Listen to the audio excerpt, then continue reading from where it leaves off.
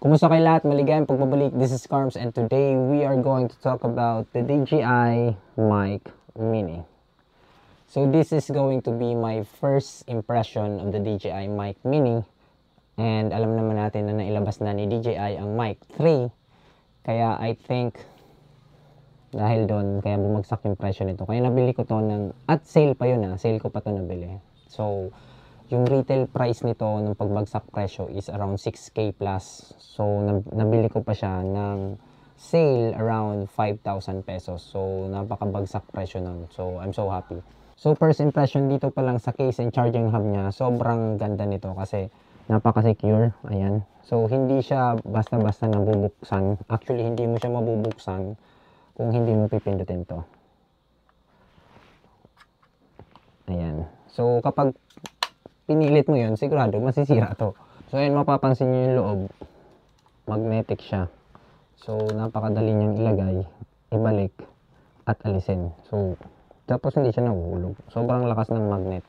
Tapos meron din siyang pouch, so additional security, and yun, mas madali mo siyang ma-identify sa tough case mo or hard case mo or bag kung saan mo nilagay yung Mini. And yun nga, additional security para hindi siya basta-basta nahuhulog or pwedeng mawala. Kasi sobrang liit nito.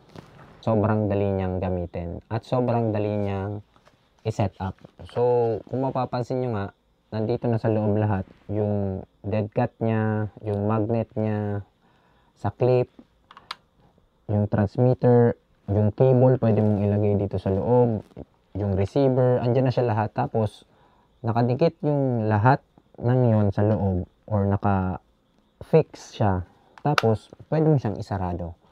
So, dun pa lang, panalo ka na. Kasi, as a wedding videographer or run and gun shooter, kailangan mo maghabol ng oras na gusto mong mailagay na agad yung microphone mo sa subject mo is napakadali. Kasi, kukunin mo na lang siya, ilalagay mo na siya. Tapos, hindi mo na siya isa-set up.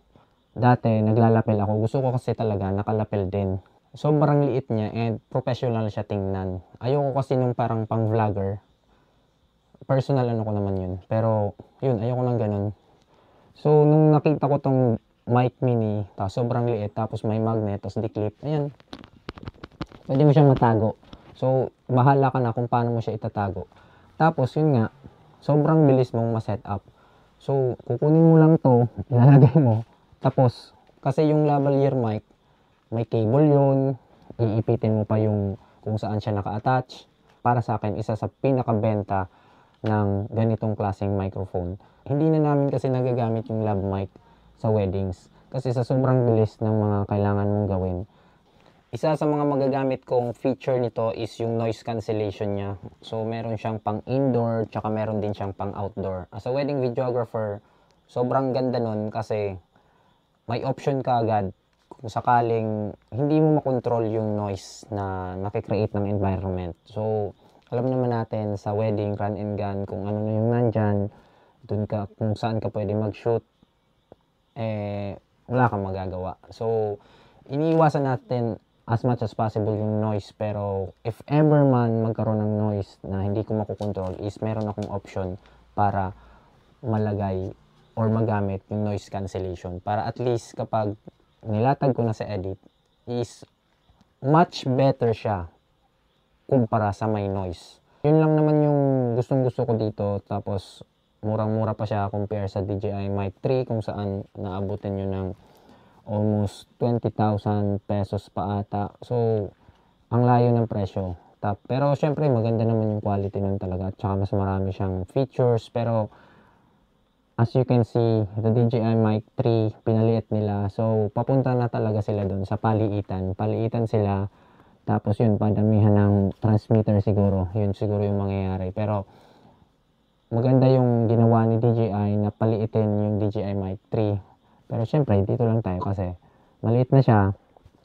Mura pa. So, yun guys. Thank you for watching. I hope na may mga natutunan kayo and natulungan ko yung mag-decide kung gusto nyo ba talagang kumuha ng DJI Mic Mini. So, thank you guys for watching.